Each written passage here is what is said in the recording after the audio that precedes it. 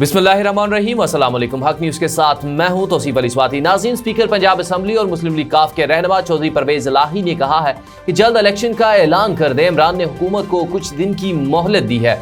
Speaker Punjab assembly और मुस्लिम league काफ के रहनुमा चौधरी परवेज इलाही ने पीटीआई अरकान सूबाई असम्बली से गुफ्तगू के दौरान सानहा मॉडल टाउन के मरकजी किरदारों को सजा न देने का शिकवा भी किया है। चौधरी परवेज इलाही से पीटीआई अरकान पंजाब असम्बली ने मुलाकात की, जिसमें मुल्क और बिलखुसूस पंजाब की सियासी सूरत हाल पर तबादला ख्याल किया गया। इस मौका पर चौधरी परवेज इलाही का कहना था कि इमरान खान ने हुकूमत को कुछ दिन की मोहलत दी है। हुकूमत जल्द अज जल्द इलेक्शन की तारीख का ऐलान करे। इमरान को गिरफ्तार करके हुकूमत अपनी मौत को दावत देगी। चौधरी परवेज इलाही का कहना था कि सानहा मॉडल टाउन के मरकजी किरदारों को सजा दी होती तो लॉन्ग मार्च के दौरान जो कुछ हुआ ये न होता। स्पीकर पंजाब असम्बली का यह भी कहना था कि शहरों की दाखिली और खारजी रास्तों पर एक बार फिर कंटेनर्स खड़े कर दिए गए हैं। रहनुमा मुस्लिम लीग काफ का ये कहना था कि हमने हमेशा अवामी फलाही मंसूबे शुरू किए।